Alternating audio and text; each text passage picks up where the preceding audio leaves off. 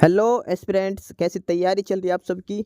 Welcome to our YouTube channel सरकारी नौकरी notifications. Aspirants, आपका अपने यूट्यूब चैनल सरकारी नौकरी नोटिफिकेशंस पर आपका स्वागत है। और एस्पिरेंट्स, आज की एक इम्पोर्टेंट अपडेट है और वो अपडेट क्या है, इस चीज़ को जानने के लिए आप वीडियो के एंड तक बने रहिए। ठीक है, जो भी एस्पिरेंट्स वीडियो पर नए हैं, चैनल पर नए हैं, तो चैनल सरकारी नौकरी नोटिफिकेशंस को सब्सक्राइब करके जरूर चलें।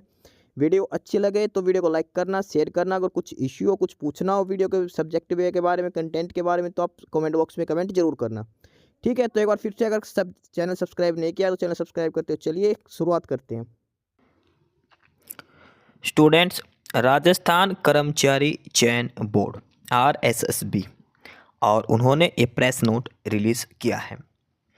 इसमें जो चीज़ लिखी है वो है जो आंसर की दी गई है CET एग्ज़ाम की, उसके बारे में इसमें बताया गया है।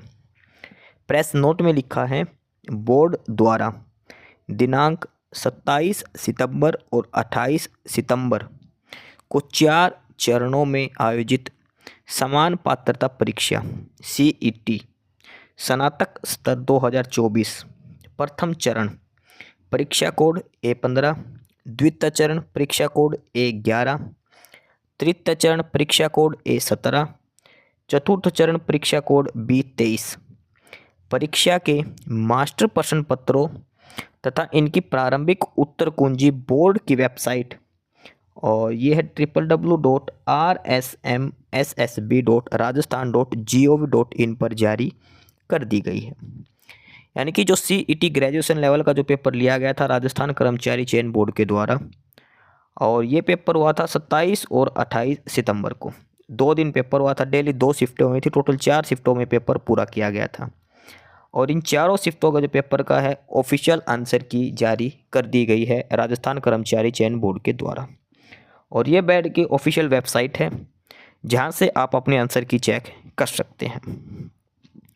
आगे इसमें लिखा है, यदि किसी परीक्षार्थी को प्रश्न पत्र में सम्मिलित किसी या किन्हीं प्रश्न या इसके उत्तर के संबंध में कोई आपत्ति हो तो निर्धारित शुल्क के साथ 26 नवंबर 2024 को 1 बजे से रात 12 बजे से लेकर 28 नवंबर को रात 11:59 तक अपनी ऑनलाइन आपत्ति दर्ज करवा सकता है। यानी कि अगर किसी भी स्टूडेंट को इस ऑफिशियल आंसर की में किसी भी स्टूडेंट को कोई भी ऑब्जेक्शन हो, कोई भी आपत्ति हो, तो इस पर आप ऑब्जेक्शन लगा सकते हो। 26, 27 और 28 तारीख लास्ट डेट है। 26 नवंबर से लेकर 28 नवंबर तक 3 दिन का आपको टाइम दिया जाएगा ऑब्जेक्शन लगाने का। ठीक है, 3 दिन, आज 20 तारीख को ये आंसर की रिलीज़ की गई है। आपके पास 2-3 दिन का टाइम है, आसानी से क्वेश्चन चेक कर सकते हो। उसके बाद 26 से लेकर 28 तारीख तक, 26, 27 और 28 नवंबर तक आप ऑनलाइन आपत्ति दर्ज करवा सकते हो, ऑब्जेक्शन लगा सकते हो। परीक्षार्थियों को परीक्षा में अलग अलग सेट के प्रश्न पत्र उपलब्ध कराए गए थे। अपलोड किए गए मास्टर प्रश्न पत्र में उनको उपलब्ध कराए गए प्रश्न पत्र के सभी प्रश्न अलग अलग क्रमांक पर सम्मिलित हैं। उनके प्रश्न पत्र में किसी प्रश्न के उत्तर के दिए गए विकल्प का क्रम भी अपलोड किया गया है। मास्टर प्रश्न पत्र के प्रश्न के उत्तर के विकल्पों के भिन्न क्रम भी हो सकता है। यानी कि जो मेन जो पेपर है और उसमें जो मेन जो पेपर है वो अलग अलग ये कोड दिखा रखे हैं, वो मेन पेपर उसके हिसाब से आंसर की दी गई है। आपके अलग अलग कोड शिफ्ट अलग अलग पेपर का अलग अलग क्वेश्चंस के ऑप्शंस भी हो सकते हैं। जो ऑप्शन पहले एक पेपर मास्टर पेपर में ऑप्शन बी पर है, हो सकता है वो दूसरे पेपर में ऑप्शन सी करेक्ट हो। ठीक, इसमें आगे लिखा है, अतः यह भी सूचित किया जाता है कि वे बोर्ड की वेबसाइट पर अपलोड किए गए मास्टर प्रश्न पत्र की प्रश्न संख्या व उत्तर के विकल्पों के क्रम के आधार पर ही अपनी आपत्तियां दर्ज कराएं। इसका ध्यान अवश्य रखें।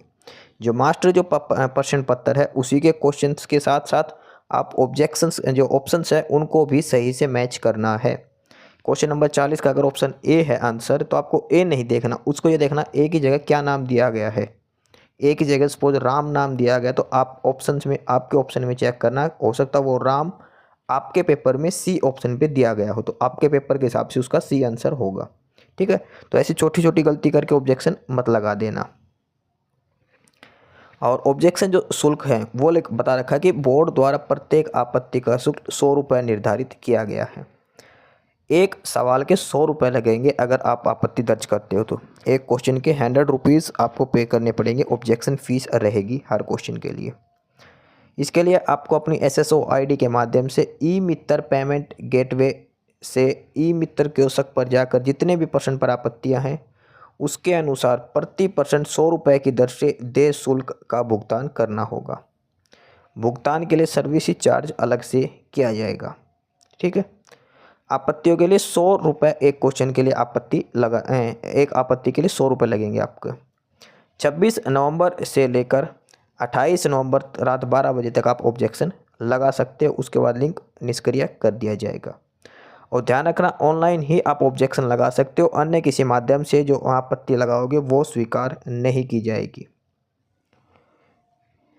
और इसके अलावा इसमें ध्यान रखना है आपको क्या क्या संलग्न, ऐसे प्रमाण के प्रत्येक पृष्ठ पर अपना रोल नंबर और संबंधित प्रश्न की क्रम संख्या लिखकर ही अपलोड करनी है।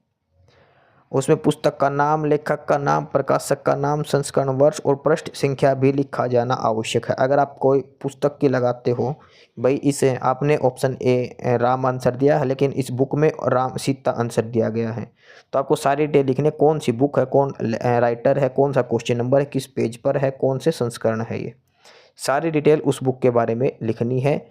सारे डॉक्यूमेंट्स आपको ये सारी चीज़ लगानी है, ध्यान रखना प्रॉपर डॉक्यूमेंट्स लगाने जरूरी है।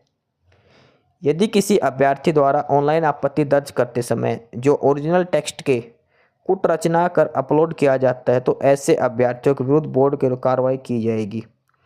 यानी कि पेपर में क्वेश्चन दे रखा है राम कहा जाता है और आपने एडिट करके या चेंज करके उसके लिए ऑब्जेक्शन लगा रहे हो तो आपके लिए कार्रवाई की जाएगी। परीक्षार्थी द्वारा आपत्ति शुल्क के पेटे अधिक जमाई करने पर राशि किसी भी स्थिति में रिफंड नहीं होगी। सपोज आपने ऑब्जेक्शन लगाया एक क्वेश्चन पर 100 रुपये, लेकिन आपने पेमेंट कर दी 200 रुपये की, तो आपका 100 रुपये वापस नहीं आएंगे, ध्यान रखना। तो अपने हिसाब से ही फ़ीस पे करनी है, जितने क्वेश्चन की ऑब्जेक्शन लगानी है उतनी ही फ़ीस जमा करनी है। ठीक है, तो ये अलग अलग कोड के हिसाब से दी गई है आंसर की। परीक्षा का नाम CET ग्रेजुएशन लेवल 2024 और ये तीसरी शिफ्ट ये तृतीय चरण A17 का A17। और ये जो पेपर हुआ था ये हुआ था 28 सितंबर 2024 को, 28 सितंबर 2024 को। और ये सभी जो 150 क्वेश्चन है सभी की ये आंसर की यहाँ पर दी गई है। हर क्वेश्चन के सामने उसकी ऑफिशियल आंसर की के हिसाब से ऑप्शंस लिख रखे हैं। ठीक है, उसके बाद अगला है और ये है मॉर्निंग शिफ्ट का, और ये है प्रथम चरण A15।